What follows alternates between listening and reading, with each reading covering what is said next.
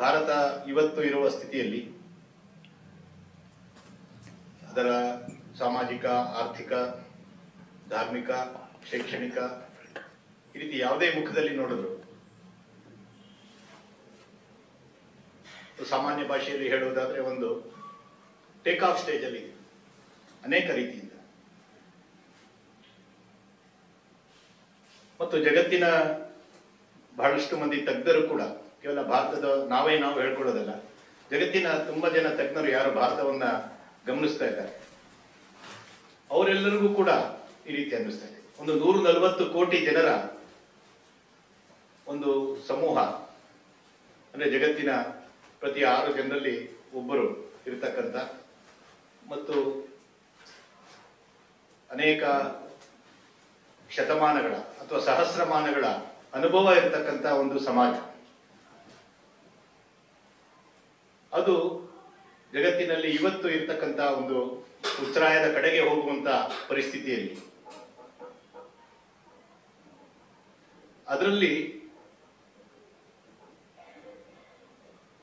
ಮಾತೃತ್ವದ, ಕರ್ತೃತ್ವದ ಮತ್ತು ನೇತೃತ್ವದ ಒಂದು ಭೂಮಿಕೆ ಏನಿದೆ, ಪಾತ್ರ ಏನಿದೆ, ರೋಲ್ ಏನಿದೆ, ಇದು ಬಹಳ ಪ್ರಮುಖವಾದ ಒಂದು ಆಯಾಮ ಅಂತ ನನಗೆ ಅನಿಸುತ್ತೆ.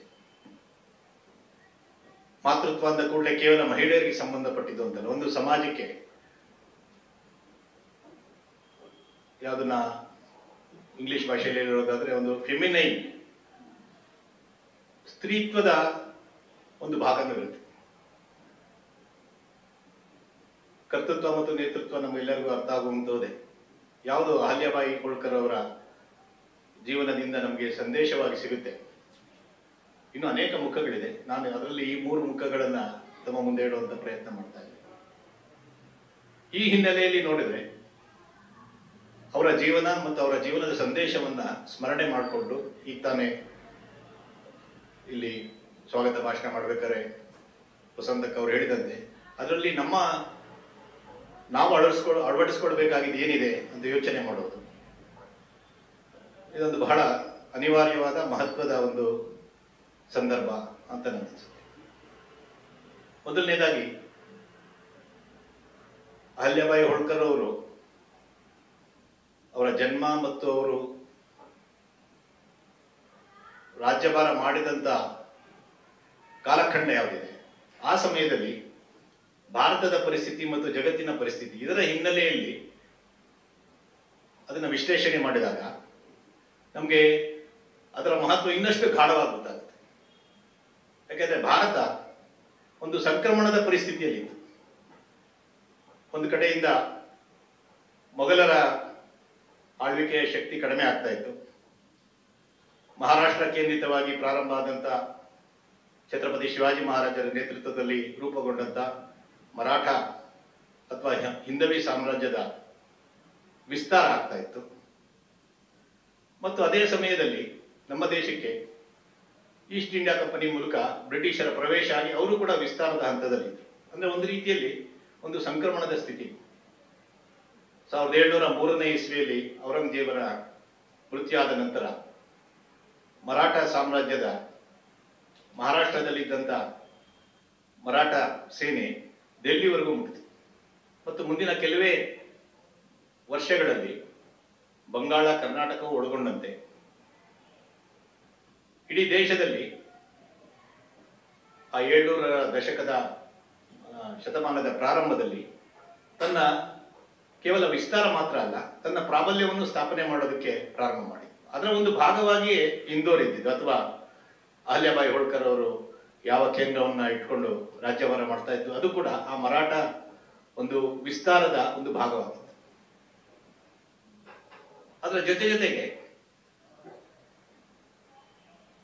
3ನೇ ಪಾಣಿಪತ್ ಯುದ್ಧದ ನಂತರ, ಅಂದ್ರೆ 1761ರ ನಂತರ ಮೊಘಲರ ಪ್ರಾಬಲ್ಯ ಕಡಿಮೆ ಆದಂತೆ ಭಾರತದಲ್ಲಿ ಸ್ವ ಆಧಾರದಲ್ಲೇ ರೂಪುಗೊಂಡಂತ ಇನ್ನೂ ಕೆಲವು ಶಕ್ತಿಗಳು ಕೂಡ ಮೇಲೆ ಬರ್ತಾ ಇದೆ. ಉದಾಹರಣೆಗೆ ಪಂಜಾಬಿನಲ್ಲಿ ಸಿಖ್ ಇರ್ಬೋದು, ಅಥವಾ ಮೊಘಲರ ಪ್ರಾಬಲ್ಯದಿಂದ ಹೊರಬಂದಂತ ಅವಧ್, ಹೈದರಾಬಾದ್ ಈ ರೀತಿಯ ಕೆಲವು ಸುಲ್ತಾನರಿರ್ಬೋದು. ಅಂದ್ರೆ ಒಂದ್ ಕಡೆಯಿಂದ ಮರಾಠರ ಪ್ರಾಬಲ್ಯ ಹೆಚ್ಚಾಗಿ ಕಡಿಮೆ ಆಗುವ ಪರಿಸ್ಥಿತಿ, ಇನ್ನೊಂದು ಕಡೆಯಿಂದ ಮೊಘಲರ ಕ್ಷೀಣಿಸ ಇದ್ದಂಥ ಪರಿಸ್ಥಿತಿ, ಮತ್ತೊಂದು ಕಡೆಯಿಂದ ಬ್ರಿಟಿಷರ ಆಗಮನ. ಈ ರೀತಿ ದೇಶದಲ್ಲಿ ಒಂದು ಚರ್ನಿಂಗ್ ಅಂತ ಯಾರು ಕರೀತಾರೆ, ರಾಜನೈತಿಕವಾಗಿ, ಸಾಮಾಜಿಕವಾಗಿ, ಸೈನಿಕೀಯವಾಗಿ ಒಂದು ಮಂಥನ ನಡೀತಿದ್ದಂಥ ಪರಿಸ್ಥಿತಿಯಲ್ಲಿ ಒಬ್ಬ ಮಹಿಳೆಯಾಗಿ, ಮಹಿಳಾ ಶಕ್ತಿಯಾಗಿ ಮತ್ತು ತನ್ನ ವ್ಯಕ್ತಿಗತ ಜೀವನದಲ್ಲಿ ಅನೇಕ ದುರಂತಗಳನ್ನು ಅನುಭವಿಸಿದ ನಂತರವೂ ರಾಜ್ಯಕ್ಕೆ ನೇತೃತ್ವ ಕೊಟ್ಟಿದ್ದು, ಮತ್ತು ಅದು ನೇತೃತ್ವ ಕೊಟ್ಟಿದ್ದು ಮಾತ್ರ ಅಲ್ಲ, ತನ್ನ ಕರ್ತೃತ್ವದಿಂದ ಮತ್ತು ತನ್ನ ಮಾತೃ ಹೃದಯದಿಂದ ಅವತ್ತಿನ ಸಮಾಜವನ್ನ ಪಾಲನೆ ಮಾಡ್ತಾ ತನ್ನ ರಾಜ್ಯಕ್ಕಷ್ಟೇ ಸೀಮಿತ ಆಗದೆ ದೇಶಾದ್ಯಂತ ಸ್ವಭಾವ, ಯಾವುದು ನಮ್ಮ ದೇಶದ ಸ್ವಂತ ಅಥವಾ ಸ್ವದೇಶಿ ಅಂತ ಯಾವ್ದು ಹೇಳ್ತಾರೆ, ಆ ಸ್ವ ಮೌಲ್ಯಕ್ಕೆ ಒತ್ತು ಕೊಟ್ಟು ಶ್ರದ್ಧಾಸ್ಥಾನಗಳನ್ನ ಪುನರ್ ನಿರ್ಮಾಣ ಮಾಡಿದ್ದಿರ್ಬೋದು, ಅಥವಾ ಅವತ್ತಿನ ಕಾಲಖಂಡಕ್ಕೆ ಬಹಳ ದೊಡ್ಡದಾದಂಥ ಸುಧಾರಣೆ, ರಿಫಾರ್ಮ್ ಅನ್ನಬಹುದಾದಂಥ ಮಹಿಳೆಯರ ಕುರಿತಾಗಿ ಸಮಾಜದಲ್ಲಿದ್ದಂಥ ಒಂದು ದೃಷ್ಟಿಯನ್ನ ಬದಲಾಯಿಸಿ ತನ್ನ ಸ್ವಂತ ನಿರ್ಣಯಗಳಿಂದ ತನ್ನ ರಾಜ್ಯದಲ್ಲಿದ್ದಂಥ ಮಹಿಳೆಯರಿಗೆ ಸೂಕ್ತ ಸ್ಥಾನಮಾನ ಒದಗಿಸಿಕೊಡುವಂತ ಪ್ರಯತ್ನ ಮಾಡಿದ್ದು. ಈ ರೀತಿ ನೋಡಿದ್ರೆ ಅನೇಕ ಮುಖಗಳಿಂದ ಭಾರತದ ಅವತ್ತಿನ ಪರಿಸ್ಥಿತಿಯಲ್ಲಿ, ಅಂದರೆ ರಾಜಕೀಯ ಪರಿಸ್ಥಿತಿ ಇರ್ಬೋದು, ಸಾಮಾಜಿಕ ಪರಿಸ್ಥಿತಿ ಇರ್ಬೋದು, ಆರ್ಥಿಕ ಪರಿಸ್ಥಿತಿ ಇರ್ಬೋದು, ಉದ್ಯಮಶೀಲತೆ ಇರ್ಬೋದು, ಈ ಎಲ್ಲ ದೃಷ್ಟಿಯಿಂದ ನೋಡ್ರು ಕೂಡ ಒಂದು ಎಕ್ಸೆಪ್ಷನ್ ಅಂತ ಏನೇನು ಹೇಳ್ಬೋದು, ಆ ರೀತಿಯ ಕೆಲಸವನ್ನ ಅಹಲ್ಯಾಬಾಯಿ ಅವರು ಮಾಡಿದ್ರು. ಮತ್ತು ಜಗತ್ತಿನ ಪರಿಸ್ಥಿತಿ ನೋಡಿದ್ರು ಕೂಡ ಕಾಂಟ್ರಾಸ್ಟ್ ಎದ್ದು ಕಾಣುತ್ತೆ. ಹೇಗೆ ಈಕೆ ಸಾಮಾನ್ಯ ಪರಿಸ್ಥಿತಿಗಿಂತನೂ ಒಂದು ರೀತಿ ಪ್ರವಾಹದ ವಿರುದ್ಧವಾಗಿ ನಿಂತು ಸಾಧನೆ ಮಾಡಿದಂತ ಮಹಿಳೆ ಅನ್ನೋದು ನಮ್ಮ ಕಣ್ಮುಂದೆ ಬರುತ್ತೆ. ಆ ಕ್ಯಾನ್ವಾಸ್ ಅಲ್ಲಿ ನಾವು ನೋಡಿದ್ರೆ ಇವತ್ತು ಮಹಿಳಾ ಸಬಲೀಕರಣ ಅಥವಾ ಸ್ತ್ರೀ ಸ್ವಾತಂತ್ರ್ಯ, ಈ ರೀತಿ ಅನೇಕ ನಿಜವಾಗಿಯೂ ಅಗತ್ಯವಾಗಿದ್ದು ಕೆಲವು ಬಾರಿ ಕೇವಲ ಚರ್ಚೆಯ ಮಾತ್ರಕ್ಕೆ ನಿಲ್ಲುವಂತ ಪರಿಸ್ಥಿತಿಯನ್ನು ನಾವು ನೋಡ್ತಾ ಇದ್ದೀವಿ. ಅದರಲ್ಲಿ ಹೆಚ್ಚಿನ ವಿಚಾರಗಳು ಅದು ಪಾಶ್ಚಾತ್ಯ ಜಗತ್ತಿನಿಂದ ಹುಟ್ಟುವುದು, ವೆಸ್ಟರ್ನ್ ವರ್ಲ್ಡಿಂದ. ಆದ್ರೆ ಅವತ್ತಿನ ದಿನದಲ್ಲಿ ಅಮೆರಿಕ ಮತ್ತು ಯುರೋಪ್ ಎಲ್ಲಿ ಈ ರೀತಿಯ ಎಲ್ಲ ನೆರೆಟಿವ್ ಜನರೇಟ್ ಆಗುತ್ತೆ, ಅದು ಯಾವ ಪರಿಸ್ಥಿತಿ ಇತ್ತು? ಅವತ್ತು ಅಮೆರಿಕ ಮತ್ತು ಯುರೋಪಿನಲ್ಲಿ ಮಹಿಳೆಯರ ಪರಿಸ್ಥಿತಿ ಬಹಳ ಒಂದು ಶೋಚನೀಯ ಸ್ಥಿತಿಯಲ್ಲಿ ಇತ್ತು ಅಂತ ಹೇಳ್ಬೋದು. ನಿಜ, ಭಾರತದಲ್ಲೂ ನಮ್ಮಲ್ಲೂ ಕೂಡ ತಾಯಂದರ ಸ್ಥಿತಿ ತುಂಬಾ ಉತ್ತಮ ಮಟ್ಟದಲ್ಲಿ ಎಲ್ಲ ಹಂತಗಳಲ್ಲೂ ಇರಲಿಲ್ಲ. ಆದ್ರೆ ತುಲನಾತ್ಮಕವಾಗಿ ನೋಡ್ರು, ಕಂಪ್ಯಾರಿಟಿವ್ ಆಗಿ ನೋಡಿದ್ರು ಕೂಡ ಕೇವಲ ಬೆರಳಿಕೆಯಷ್ಟು ತಾಯಂದಿರು ನೇತೃತ್ವ ಕೊಡುವಂತ ಪರಿಸ್ಥಿತಿಯಲ್ಲಿ ವೆಸ್ಟರ್ನ್ ವರ್ಲ್ಡ್ ಅಲ್ಲಿ ಇದ್ರು. ಯಾರೇ ಕೆಲವರೇ ಇದ್ದವ್ರಿಗೆ ಬಹಳ ಒಂದು ವಿಶೇಷವಾದ ಮಾನ್ಯತೆ. ಉದಾಹರಣೆಗೆ ಇತಿಹಾಸದಲ್ಲಿ ಫ್ರಾನ್ಸಿನ ಮೇರಿ ಅನ್ನೆಟೋನಿ ಅವರು ಬಹಳ ದೊಡ್ಡ ಒಬ್ಬರು ರಾಣಿ ಅಂತ ಪ್ರಯತ್ನ ಮಾಡ್ತಾರೆ. ಅಥವಾ ರಷ್ಯಾದಲ್ಲಿ ಕ್ಯಾಥರಿನ್ ದಿ ಗ್ರೇಟ್.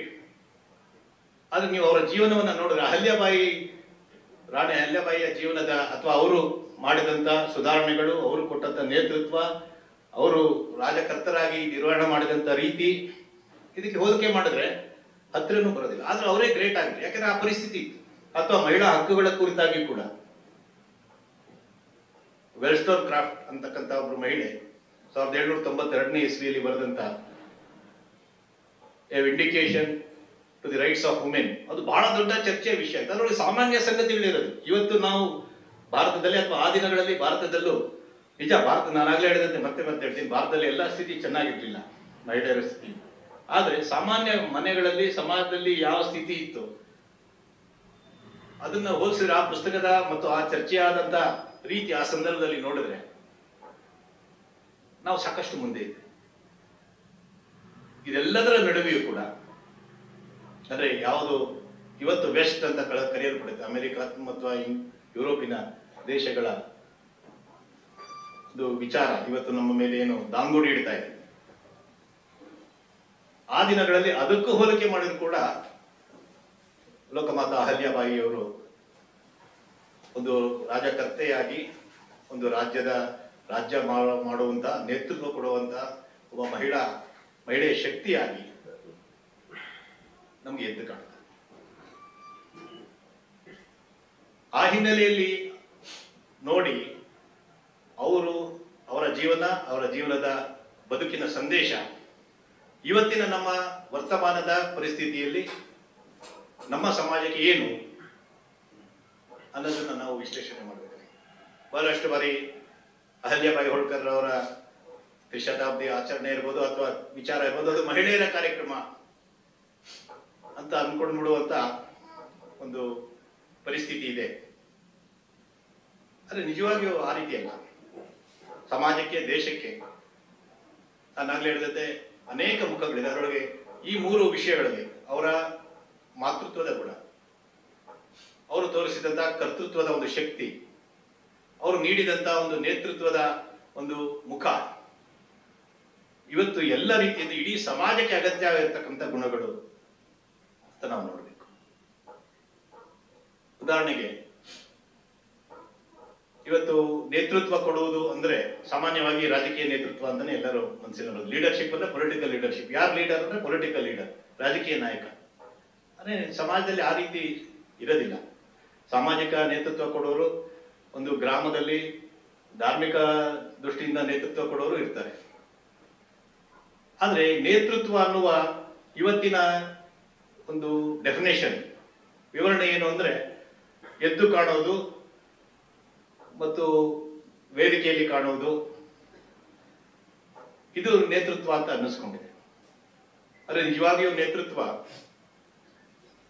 ಯಾರು ಲೀಡ್ ಮಾಡ್ತಾರೆ, ಅವ್ರ ಹತ್ತಿರದಲ್ಲೇ ಇರೋರು, ಅವರ ಕುಟುಂಬದಲ್ಲಿರೋರು ಅಥವಾ ಅವ್ರಿಗೆ ಹತ್ತಿರದಲ್ಲಿ ಸಹಾಯಕರಾಗಿರೋರು, ಅವ್ರಿಗೂ ಪ್ರೇರಣೆ ಕೊಡೋ ರೀತಿಯಲ್ಲಿ ಇದ್ರೆ ಮಾತ್ರ ಅವ್ರ ನೇತೃತ್ವ.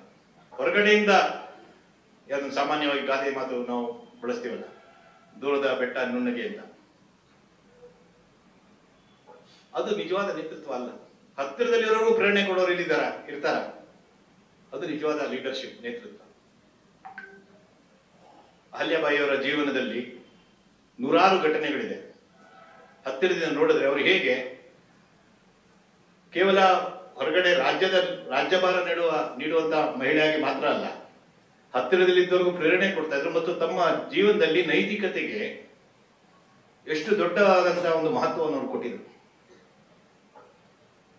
ಅವ್ರು ಒಂದ್ಸರಿ ಓಂಕಾರೇಶ್ವರಕ್ಕೆ ಹೋಗಿ ವಾಪಸ್ ಬರ್ತಾ ಇರ್ಬೇಕಾದ್ರೆ ಅವರ ಖರ್ಚಿಗೆ ಬೇಕಾದ ಹಣ ಅವ್ರ ಹತ್ರ ಇರಲ್ಲ. ಅದಕ್ಕಾಗಿ ದಾರಿಯಲ್ಲಿ ಅವ್ರದೇ ರಾಜ್ಯದಲ್ಲಿ ಬರುವಂತ ಒಂದು ಹಳ್ಳಿಯಲ್ಲಿ ಕಾರ್ಣಿಕ ಅಂದ್ರೆ ಯಾರು ಈ ಲೆಕ್ಕಪತ್ರ ಇಟ್ಕೊಳ್ತಾರಲ್ಲ, ಶಾನ್ಭೋಗ್ರು ಅಂತಲ್ಲ, ಅವ್ರ ಹತ್ರ 51 ರೂಪಾಯಿ ಸಾಲ ತಗೊಳ್ತಾರೆ.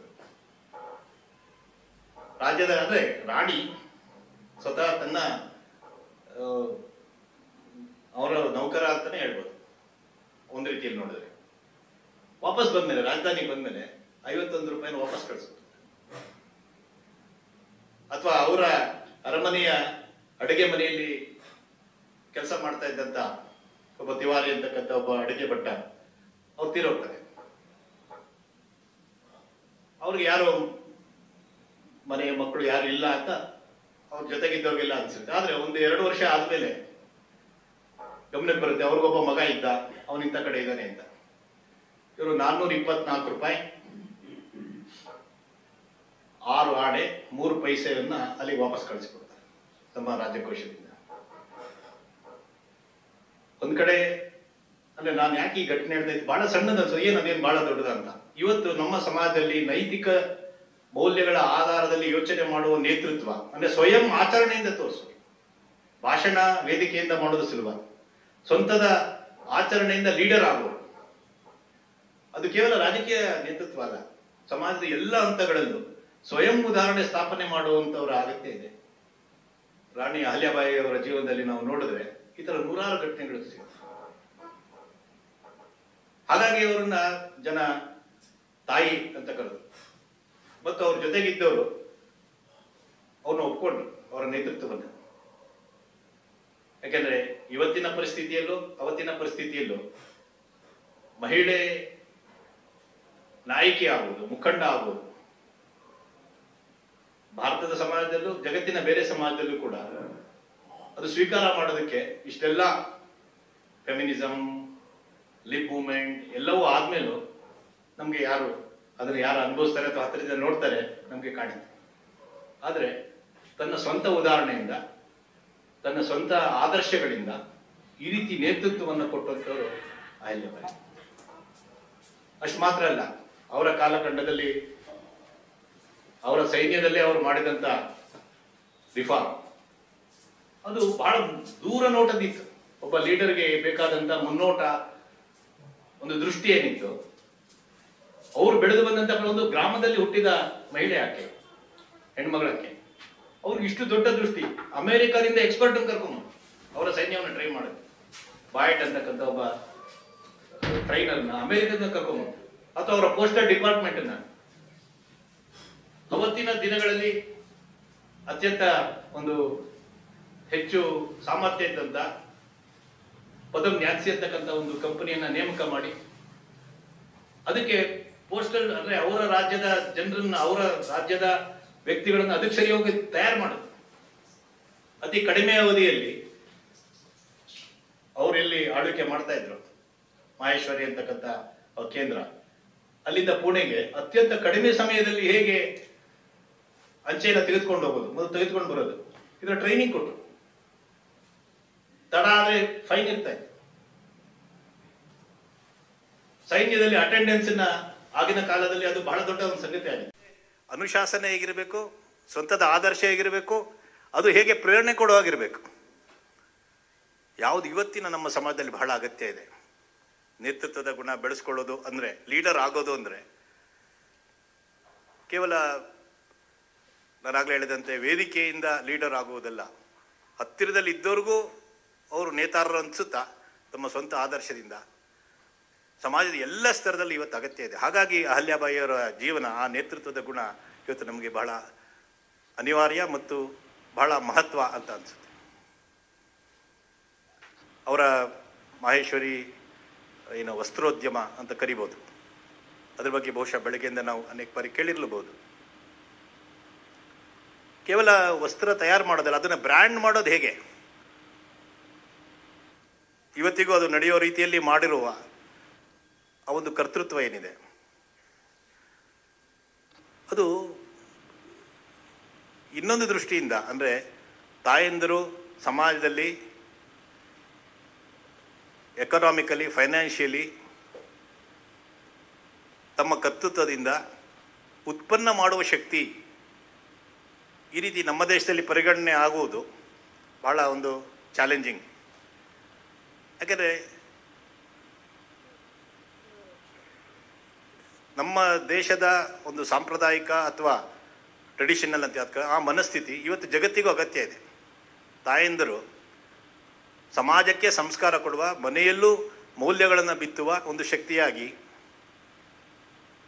ಇದು ನಮ್ಮ ಪೂರ್ವಜರು ಋಷಿಮುನಿಗಳ ಆದ್ಯಂತವಾಗಿ ಅಥವಾ ನಮ್ಮ ತಾಯಂದಿರು ಸಾವಿರಾರು ವರ್ಷಗಳಿಂದ ನಮ್ಮ ಸಮಾಜದಲ್ಲಿ ಸಂಸ್ಕೃತಿಯನ್ನು ಉಳಿಸ್ಕೊಂಡು ಬೆಳೆಸೋದಕ್ಕೆ ಕೊಟ್ಟಿರುವಂಥ ಕೊಡುಗೆ.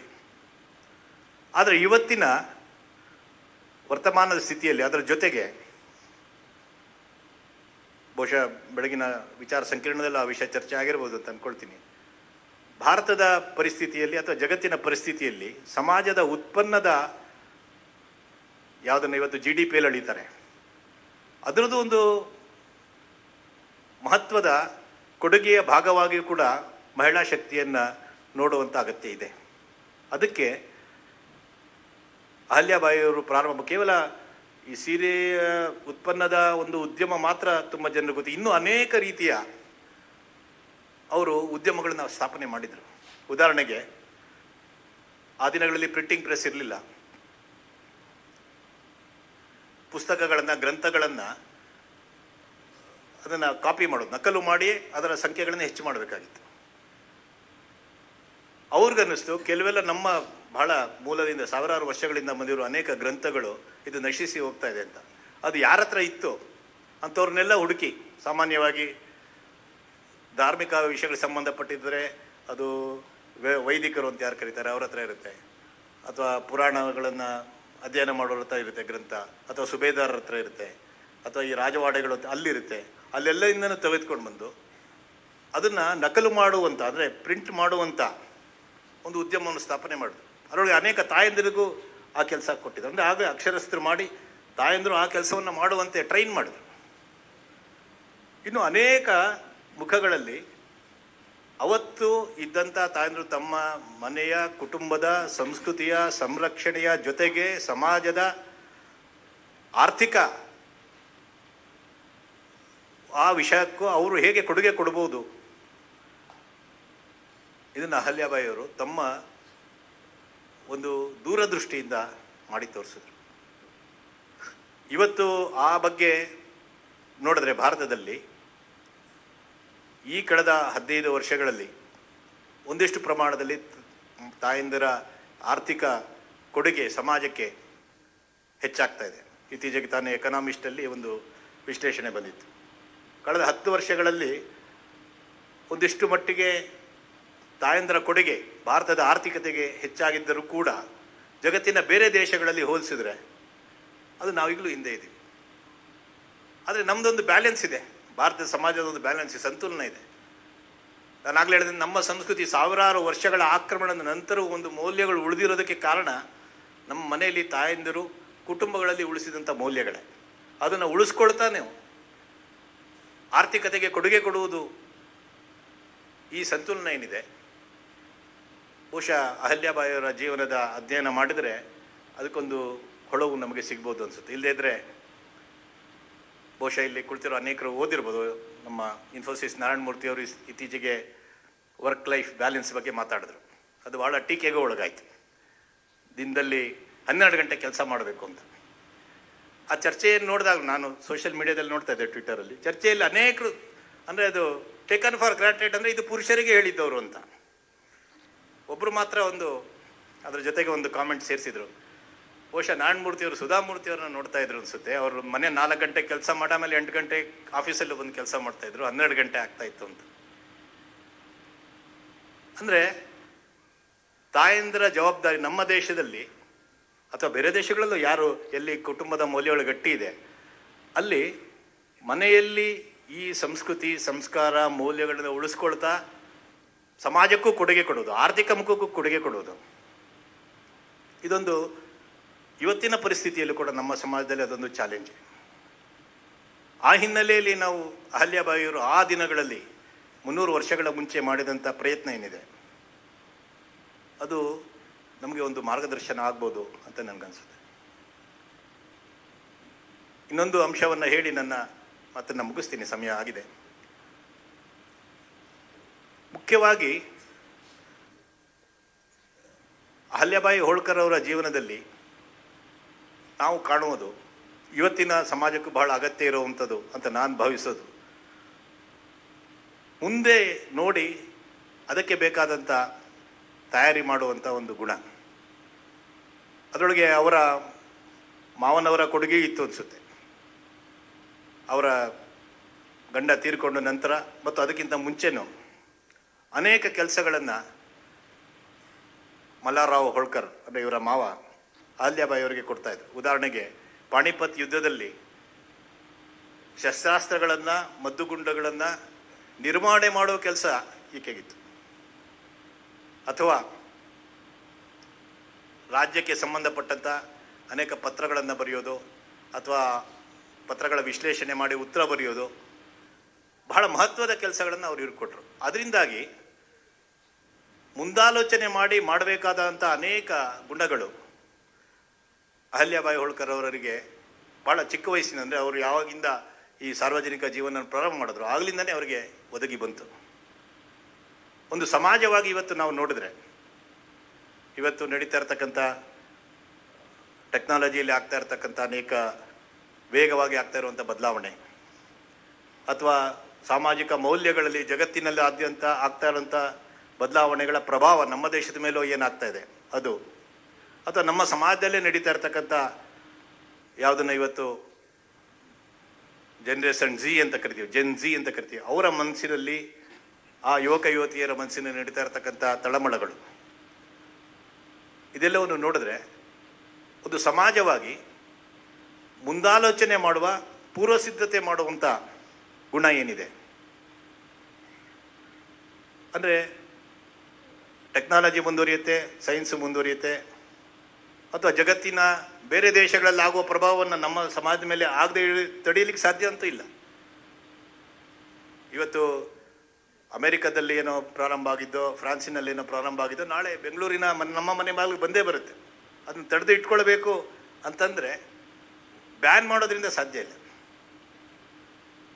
ಆದರೆ ಒಂದು ಸಮಾಜವಾಗಿ ಸಾವಿರಾರು ವರ್ಷಗಳಿಂದ ಒಂದು ಗುಣ ನಮ್ಮಲ್ಲಿದೆ, ಯಾವುದನ್ನು ಅಹಲ್ಯಾಬಾಯಿ ಹೋಳ್ಕರ್ ಅವರು ತಮ್ಮ ರಾಜ್ಯವ ಅಥವಾ ತಮ್ಮ ಕಾಲಖಂಡದಲ್ಲಿ ಒಂದು ಸಮಾಜವಾಗಿ ಅದನ್ನು ಸಿದ್ಧ ಮಾಡಿದ್ರು. ಯಾವುದೇ ಪರಿಸ್ಥಿತಿ ಬಂದಾಗಲೂ ಅದನ್ನು ಮುಂದಾಲೋಚನೆ ಮಾಡಿ ಅದಕ್ಕೆ ಬೇಕಾದಂಥ ತಯಾರಿಯನ್ನು ಮಾಡ್ತಾ ಸಮಾಜ ತಾನು ಅಂದ್ಕೊಂಡ ರೀತಿಯಲ್ಲೇ ಮುಂದೆ ಹೋಗುವುದು, ತನ್ನ ಮೂಲಗಳನ್ನು ಬಿಡದೆ ಮೂಲ ಗುಣಗಳನ್ನು ಉಳಿಸ್ಕೊಳ್ತಾ ಹೊಸದನ್ನು ಇದು ನಮ್ಮ ಮಾತೃ ಸಮಾಜದ ಗುಣ ಕೂಡ ಹೌದು. ಹೊಸದನ್ನು ಒಪ್ಕೊಳ್ತಾ ಹಿಂದಿನಿಂದ ಬಂದಿದ್ದನ್ನು ಬಿಗಿಯಾಗಿ ಇಟ್ಕೊಂಡು ಮುಂದೆ ಬರೋದನ್ನು ಜೀರ್ಣ ಮಾಡ್ಕೊಳ್ತಾ ಹೋಗೋದು. ನಾನು ಆಗಲೇ ಹೇಳಿದೆ, ಅಹಲ್ಯಾಬಾಯಿ ಹೋಳ್ಕರ್ ಅವರು ರಾಜ್ಯಭಾರ ಮಾಡಿದ ಆ ದಿನಗಳು ಒಂದು ಸಂಕ್ರಮಣದ ಸ್ಥಿತಿ ಅಂತ. ರಾಜಕೀಯವಾಗಿ ಅಥವಾ ಸಾಮಾಜಿಕವಾಗಿ ತುಂಬ ತಳಮಳ ಮಂಥನ ನಡೀತಾ ಇದ್ದಂಥ ದಿನಗಳು.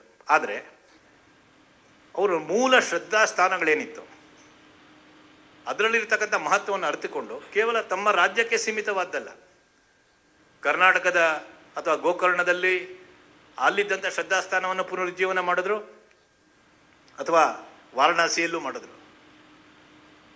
ನೂರಾರು ಕಡೆಗಳಲ್ಲಿ ಅಂದರೆ ಸಮಾಜದ ಮೂಲ ಶ್ರದ್ಧೆಯನ್ನು ಬಿಗಿಯಾಗಿಟ್ಕೊಳ್ತಾ ಮುಂದೆ ಬರೋದನ್ನು ಸ್ವೀಕಾರ ಮಾಡೋದಕ್ಕೆ ಸಿದ್ಧ ಮಾಡೋದು. ಒಂದು ಕಡೆಯಿಂದ ಪೋಸ್ಟಲ್ ಸಿಸ್ಟಮನ್ನು ಸ್ಥಾಪನೆ ಮಾಡ್ತಾಯಿದ್ರು. ಅದು ಅವತ್ತು ಭಾರತಕ್ಕೆ ಒಂದು ರೀತಿಯಲ್ಲಿ ಆ ವ್ಯವಸ್ಥೆ ನಮ್ಮದು ಪರಂಪರಾನುಗತವಾಗಿದ್ದಂಥ ಏನು ಸಿಸ್ಟಮ್ ಇತ್ತು ಅದಕ್ಕಿಂತ ಭಿನ್ನವಾಗಿತ್ತು. ಅಥವಾ ಸೈನ್ಯಕ್ಕೆ ಅಮೆರಿಕದಿಂದ ಟ್ರೈನರನ್ನು ಕರ್ಕೊಂಬಂದು ತರಬೇತಿ ಕೊಡಿಸಿದ್ರು. ಅದ್ರ ಜೊತೆಗೆ ಮೂಲ ಸಂಸ್ಕೃತಿ, ಮೂಲ ನಮ್ಮ ಏನಿತ್ತು ಬೇರು, ಅದನ್ನು ಗಟ್ಟಿನೂ ಮಾಡಿದ್ರು. ಅವರು ತರ್ಜುಮೆ ಮಾಡಿ ಅಥವಾ ನಕಲು ಅಂದರೆ ಕಾಪಿ ಮಾಡಿಸಿದಂಥ, ಪ್ರಿಂಟ್ ಮಾಡಿಸಿದಂಥ 88 ಪುಸ್ತಕಗಳ ಲಿಸ್ಟ್ ನಾವು ನೋಡಿದ್ರೆ ಆ ದಿನಗಳಲ್ಲಿ ಯಾವುದು ನಾಶ ಆಗಿ ಹೋಗ್ತಾ ಇತ್ತು, ನಮ್ಮ ಧಾರ್ಮಿಕ ಸಾಂಸ್ಕೃತಿಕ ವಿಷಯಕ್ಕೆ ಸಂಬಂಧಪಟ್ಟಂಥ ವಿಚಾರಗಳಿಗೆ ಸಂಬಂಧಪಟ್ಟಂಥ ಪುಸ್ತಕಗಳು, ಅದೆಲ್ಲವನ್ನು ಉಳಿಸಿದ್ರು. ಅದರಿಂದಾಗಿ ಇವತ್ತು ನಮಗೆ ವಾಪಸ್ ಉಳಿದಿದೆ. ಅಂದರೆ ಮೂಲವನ್ನು ಗಟ್ಟಿಯಾಗಿ ಇಟ್ಕೊಂಡು ಮುಂದೆ ಬರೋದನ್ನು ಸ್ವೀಕಾರ ಮಾಡೋದಕ್ಕೆ ಬೇಕಾದಂಥ ಒಂದು ದೂರದೃಷ್ಟಿ ಇದು ಅವರಲ್ಲಿ ಇತ್ತು. ಹಾಗಾಗಿ ಅವರ ಕರ್ತೃತ್ವ ಇರ್ಬೋದು, ನೇತೃತ್ವ ಇರ್ಬೋದು, ಅಥವಾ ಒಂದು ಸಮಾಜಕ್ಕೆ ಬೇಕಾದಂಥ ಮಾತೃತ್ವದ ಗುಣ, ಸಂವೇದನಶೀಲತೆ. ಮಾತೃತ್ವದ ಗುಣ ಅಂದರೆ ತಾಯಂದಿರು, ಯುವತಿಯರು, ಇವ್ರ ಮಾತೆಯರು, ಮಾತೃಶಕ್ತಿ ಅಂತಲ್ಲ. ಒಂದು ಸಮಾಜಕ್ಕೆ ಬೇಕಾದಂಥ ಆಗಲೇ ಹೇಳಿದಂತೆ ಫೆಮಿನೈನ್, ಒಂದು ಸ್ತ್ರೀತ್ವದ ಒಂದು ಗುಣ ಯಾವುದಿದೆ ಅದು ಜಗತ್ತಿನಲ್ಲಿ ಈವರೆಗೂ ನಮ್ಮನ್ನು ನಡೆಸ್ಕೊಳ್ತಾ ಯಾವ್ದು ಬಂದಿದೆ. ನಾವು ಕೇವಲ ಒಂದು ಮಾನವ ಶರೀರವನ್ನು ಮಾತ್ರವಲ್ಲ, ನೀರನ್ನು, ಸೃಷ್ಟಿಯನ್ನು, ಭೂಮಿಯನ್ನು ಎಲ್ಲವನ್ನೂ ತಾಯಿಯಂತೆ ನೋಡಿದವರು.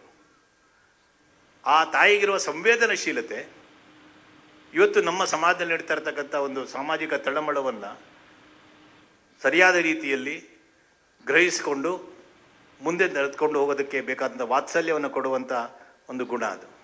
ಇವತ್ತಿಗೂ ನಮ್ಮ ದೇಶದಲ್ಲಿ ಸಾವಿರಾರು ಹಳ್ಳಿಗಳಲ್ಲಿ ಒಂದೇ ಮೂಲದಿಂದ ಎಲ್ಲ ಜಾತಿಯವರು ನೀರು ಕುಡಿಯುವ ಸ್ಥಿತಿಯಲ್ಲಿಲ್ಲ. ಎಲ್ಲ ದೇವಸ್ಥಾನಗಳಿಗೂ ಎಲ್ಲರಿಗೂ ಪ್ರವೇಶ ಇಲ್ಲ. ಕೊನೆಗೆ ಸ್ಮಶಾನದಲ್ಲೂ ಕೂಡ ಅಂತ್ಯಕ್ರಿಯೆ ಮಾಡೋದಕ್ಕೂ ಒಂದೇ ಸ್ಮಶಾನದಲ್ಲಿ ಎಲ್ಲ ಜಾತಿಯವರಿಗೂ ಅವಕಾಶ ಇಲ್ಲ. ಯಾವ ತಾಯಿ ತನ್ನ ಮಕ್ಕಳಿಗೆ ಭೇದ ಮಾಡಬಲ್ಲರು? ನಮ್ಮ ಮಾತೃ ಸಮಾಜ ಈ ಪರಿಸ್ಥಿತಿಯನ್ನು ಮೀರೋದಕ್ಕೆ ಇವತ್ತಿಗೂ ಸಾಧ್ಯ ಆಗಿಲ್ಲ. ಇವತ್ತಿಗೂ ಅನೇಕ ಹಳ್ಳಿಗಳಲ್ಲಿ, ಹೋಟೆಲಲ್ಲಿ ಕೆಲವು ನಿಶ್ಚಿತ ಜಾತಿಯವರಿಗೆ ಒಳಗಡೆ ಪ್ರವೇಶ ಇಲ್ಲ, ಅಥವಾ ಬೇರೆಯವರೆಲ್ಲರಿಗೂ ಕಪ್ಪಿನಲ್ಲಿ ಟೀ ಕೊಟ್ಟರೆ ಅವರಿಗೆ ಪ್ಲಾಸ್ಟಿಕ್ ಲೋಟದಲ್ಲಿ ಕೊಡುವ ಪರಿಸ್ಥಿತಿ ಇದೆ. ಅಂದರೆ ಅಸ್ಪೃಶ್ಯತೆ, ಭೇದ ಭಾವ, ಮೇಲು ಕೀಳು ಇವತ್ತಿಗೂ ನಮ್ಮ ಸಮಾಜದಲ್ಲಿದೆ. ಸ್ವಾತಂತ್ರ್ಯ ಬಂದು 75 ವರ್ಷ ಆದ ನಂತರವೂ. ಯಾಕೆಂದರೆ ಆ ಮಾತೃತ್ವದ ಗುಣ ಸಮಾಜಕ್ಕೆ ಆದಿರ್ಬೇಕು. ಸಮಾಜ ಅಂದರೆ ನಾವೇ. ಆ ವಾತ್ಸಲ್ಯದ ಗುಣ ಈ ಸಮಾಜದಲ್ಲಿರೋ ಎಲ್ಲರೂ ನಮ್ಮವರೇ, ನಮ್ಮ ಬಂಧು ಭಗಿನಿಯರೇ, ನಮ್ಮ ಅಣ್ಣ ತಮ್ಮಂದಿರೇ ಅನ್ನುವಂಥ ಒಂದು ದೃಷ್ಟಿ ಏನಿದೆ ಅದನ್ನು ನಾವೆಲ್ಲೋ ಕಳ್ಕೊಂಡಿದ್ದೀವಿ. ಇನ್ನೇನೇನೋ ಕಾರಣಗಳನ್ನು ಹುಡುಕಿಕೊಂಡು ಈ ಭೇದ ಭಾವವನ್ನು, ಅಸ್ಪೃಶ್ಯತೆಯನ್ನು ಇವತ್ತಿಗೂ ಆಚರಣೆ ಮಾಡ್ಕೊಳ್ತಾ ಬರ್ತಾ ಇದ್ದೀವಿ. ಅಧರ್ಮವನ್ನೇ ಧರ್ಮ ಅಂತ ಅಂದ್ಕೊಂಡಿದ್ದೀವಿ. ಅಹಲ್ಯಾಬಾಯಿ ಹೋಳ್ಕರ್ ಅವರ ಜೀವನದಲ್ಲಿ ಈ ಮಾತೃತ್ವದ ಗುಣ, ಸಂವೇದನಶೀಲತೆ ಏನಿದೆ, ಬಹುಶಃ ಇವತ್ತು ಈ ಒಂದು ದೊಡ್ಡ ಸಮಸ್ಯೆಗೆ ಪರಿಹಾರವನ್ನು ತೋರಿಸುವಂಥ ಒಂದು ಶಕ್ತಿಯನ್ನು ಹೊಂದಿದೆ. ನನಗನ್ಸುತ್ತೆ ಇವತ್ತಿನ ಈ ತ್ರಿಶತಾಬ್ದಿ ಆಚರಣೆಯ ಸಂದರ್ಭದಲ್ಲಿ ಅವರ ಜೀವನದ ಸಂದೇಶ ಕರ್ತೃತ್ವ, ನೇತೃತ್ವ ಮತ್ತು ಮಾತೃತ್ವದ ಮೂಲಕ ನಮಗೆ, ನಮ್ಮ ಸಮಾಜಕ್ಕೆ, ನಮ್ಮ ಕುಟುಂಬಕ್ಕೆ ಅದರೊಳಗೆ ಏನಿದೆ ಅಂತ ಬಗೆದು ನೋಡಿ ನಮ್ಮ ಆಚರಣೆಯಲ್ಲಿ ತಂದಾಗ ಈ ತ್ರಿಶತಾಬ್ದಿಯ ಆಚರಣೆ ಅಂದರೆ ಕ್ರಿಯಾನ್ವಯನಕ್ಕೆ ತಂದಾಗ, ನಾವು ಆಚರಣೆ ಮಾಡಿದಾಗ ಈ ಆಚರಣೆಗೆ ಸಾರ್ಥಕತೆ ಬರುತ್ತೆ ಅಂತ ಅನಿಸುತ್ತೆ. ನಾವೆಲ್ಲರೂ ಕೂಡ ಅದೇ ಒಂದು ಕೆಲಸದಲ್ಲಿ ಭಾಗಿಯಾಗ್ತಾ ಇದ್ದೀವಿ. ಬೆಳಗಿನಿಂದನೂ ನಡೆದಿರುವ ಒಂದು ವಿಚಾರ ಮಂಥನದಿಂದ ನಮ್ಮ ಮನಸ್ಸಿನಲ್ಲೂ ಅನೇಕ ಭಾವನೆಗಳು ಬಂದಿರುತ್ತೆ. ಈ ಆಚರಣೆಗಳು ಕ್ರಿಯಾನ್ವಯನಕ್ಕೆ ಬರುವುದು ವಾತಾವರಣ ನಿರ್ಮಾಣ ಮಾಡಿದಾಗ. ಆ ರೀತಿಯ ಒಂದು ವಾತಾವರಣ ನಿರ್ಮಾಣ ಮಾಡುವಂಥ ಶಕ್ತಿ ಇಂಥ ಕಾರ್ಯಕ್ರಮಕ್ಕೆ ಖಂಡಿತ ಇರುತ್ತೆ. ಅಂಥ ಒಂದು ಮಾರ್ಗದಲ್ಲಿ ನಾವೆಲ್ಲರೂ ನಡೆಯೋಣ ಅಂತ ತಮ್ಮೆಲ್ಲರೂ ಪ್ರಾರ್ಥನೆ ಮಾಡ್ತಾ, ನನಗಿಲ್ಲಿ ಈ ಒಂದು ಮಾತನಾಡಲು ಅವಕಾಶ ಮಾಡಿಕೊಟ್ಟಿದ್ದಕ್ಕೆ ಸಂಯೋಜಕರಿಗೆಲ್ಲರಿಗೂ ನಮಸ್ಕಾರವನ್ನು ತಿಳಿಸ್ತಾ ನನ್ನ ಮಾತುಗಳನ್ನು ಮುಗಿಸ್ತೀನಿ.